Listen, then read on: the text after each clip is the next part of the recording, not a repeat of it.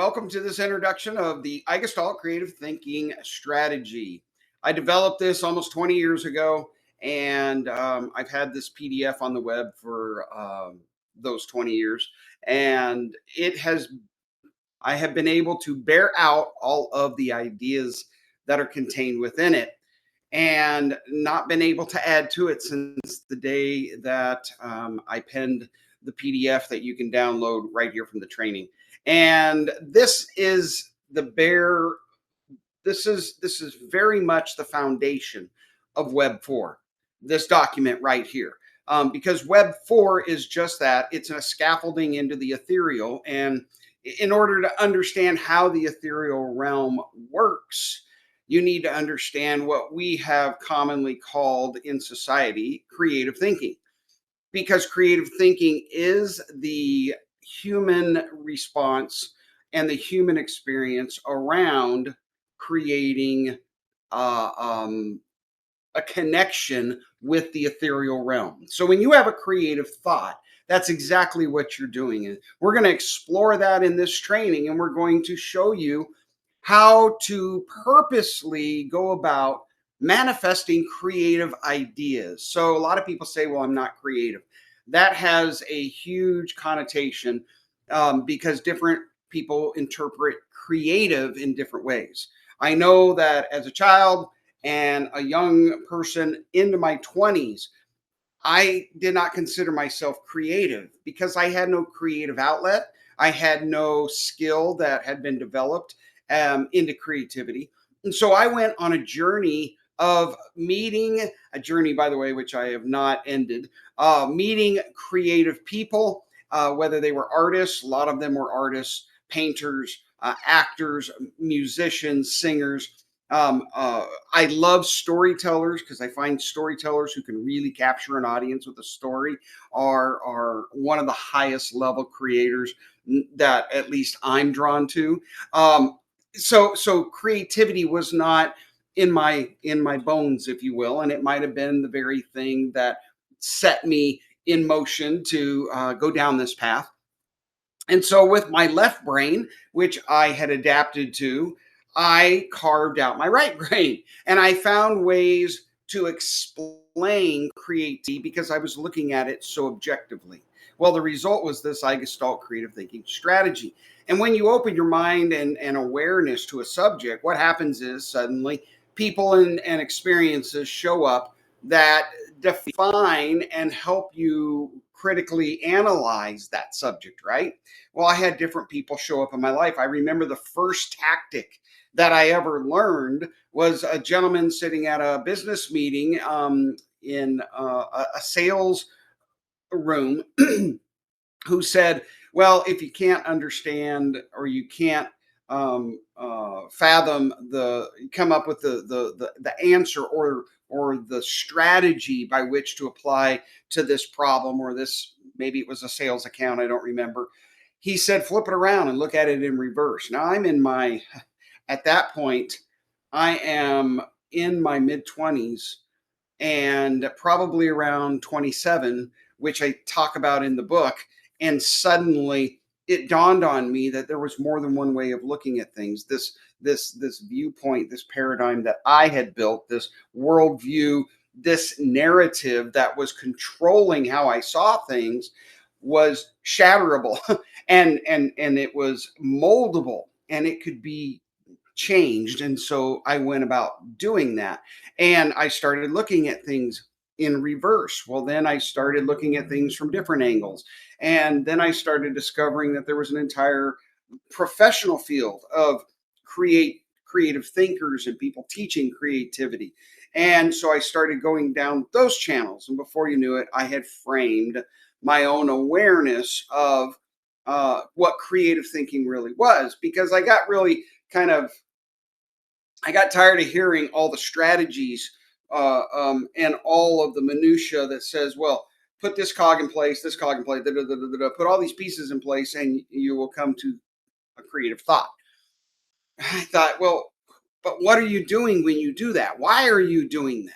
Why are you putting these different pieces in play? By the way, AI is doing the same thing today, and we'll talk about that well into the training, but I just want to put that in place. We're spending, cajillions of dollars in hardware and in energy, because we're trying to put all these cogs on the outside and frame what's ultimately the theory of mind, frame a persona, frame a response engine. And the problem with that is it's a moving target. And so that's what I was seeing around creativity. Creativity was very much a moving target. And the only way it was being explained was externally, to try to frame in a moment. And Einstein, he himself understood he had to have mechanisms in order to reach that level of creativity. You probably know that Einstein would sell or hire himself out for creative ideas, and people would hire him, tell him the problem, and he would sit in a room until he came up with the solution. And one of the ways he did that, and then he charged him. One of the ways he did that was he put a coffee cup in his hand and sat in a chair and let that coffee cup hang from his hand. And as that coffee cup hung from his hand, he would allow himself to more or less go to sleep, but he would stop right at the verge of sleep, because if he did, that coffee cup would slip from his hand and drop, 3 inches to the floor. But it never did, because it would jolt him awake in a nano instant, and he would reconnect with the coffee cup. And then he trained himself to slip back into that semi-conscious state where he could better understand the ethereal realm, better connect to that realm that where all of those ideas already had solutions and answers to them. And so all he was doing was literally applying the i6estalt method. But again, I looked at that and I said, but how and why? What is happening when he is utilizing this external technique to get at some internal vibe? And that is where I started to construct the reality of what is now the i6estalt creative thinking strategy. As a child, I loved electronics because I didn't understand it then, but I loved electronics because it was a management of the unseen, which I have become very much adept to. It was a control of that which was intangible. And so I would go about collecting different electronic devices and pieces and sticking them all together, running wires between them, plugging them in, blowing out the circuitry in the house, and then being like, well, that didn't work. Well, I didn't understand that there were principles that you had to learn and apply in order to manipulate and manage that electricity. And I found that out later as I joined the Navy, became an electronics tech, went through all the school and learned the math that went behind it, and realized, oh, that's what I was doing wrong. It took a military to get me to change my mind frame, my frame of mind around how to manage the ethereal. But the result of that was I realized I needed to create patterns, and I needed to create models and frameworks that would actually manage this ethereal aspect of life. And so the i6estalt creative thinking strategy is just that. It's a strategy that says if you understand this, and this, then you can actually apply a methodology and a process to achieve an outcome as you desire. But you have to know what all of that is. And so that is what we're doing here. That is why, first of all, everybody can be creative. There is no such thing as non-creative person. Yes, there are those people who tend to channel creativity in a much more innate way. I remember in Milpitas working in the electronic distribution industry.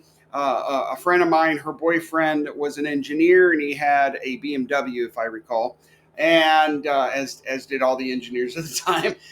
And this is back in the 90s, as Silicon Valley was really, as networking and the networking of PCs was coming about. Cisco Systems was just being birthed and born.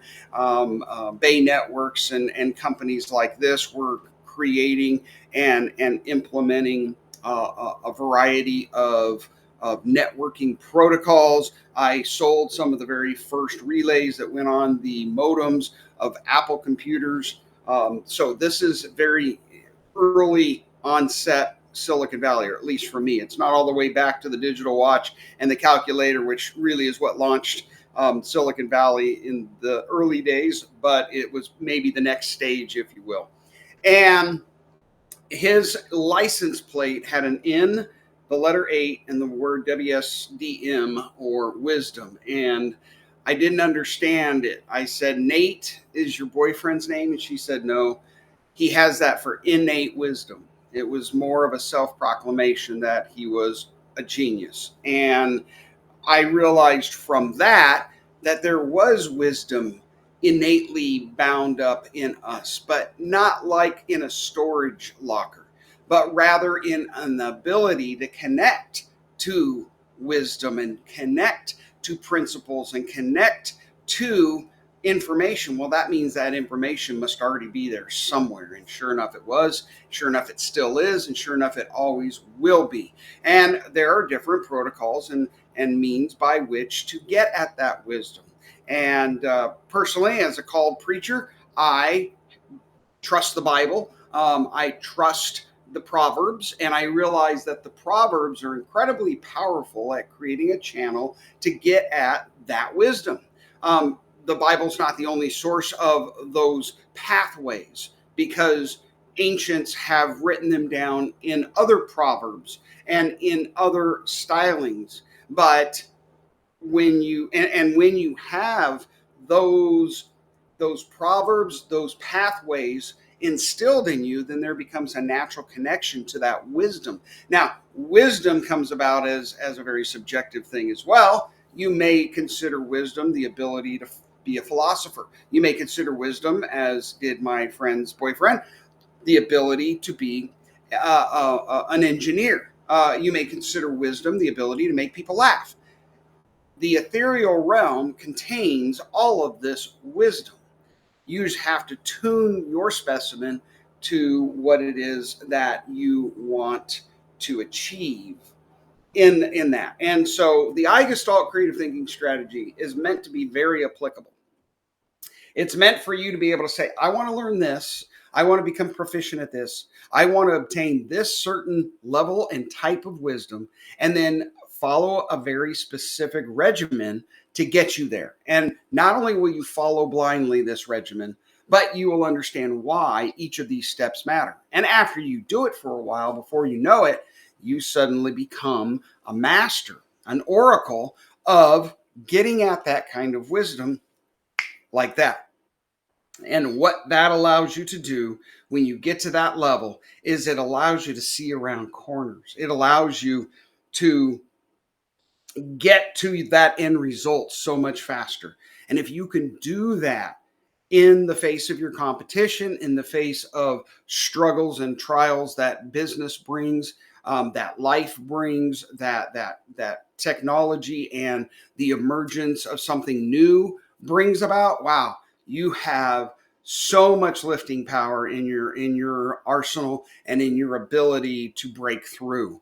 You know, we weren't put here to just be individual people. We're required and expected to connect, because that's the only way you can break through.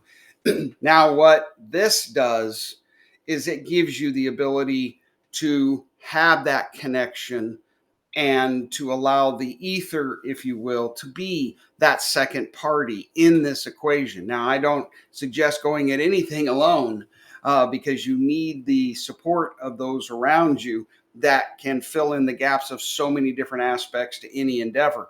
But when it comes to that seed, that part that you almost need to be alone in order to work it out, this is your big brother. This is your AI. This is and we call it AI because we call it ethereal intelligence, spelled with an A. You can spell ethereal or ether either with an A, E, or just the E. And I chose the A, and you'll find out later that because this is AI, ethereal intelligence, that brings balance to the AI, artificial intelligence, when they work copacetically and in sync.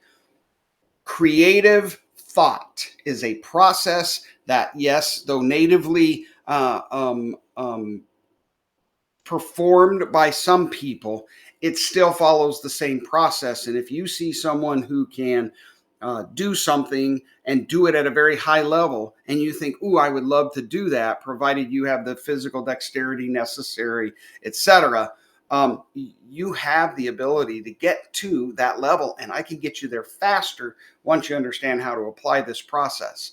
And then I will also give you some parameters, because this becomes so powerful it can overwhelm you and take over your life, and before you know it, you become this creative thought provoker who is not bringing it back down off the mountain and sharing it with others and actually applying it to real world situations that can profit you, profit your family, your community, etc.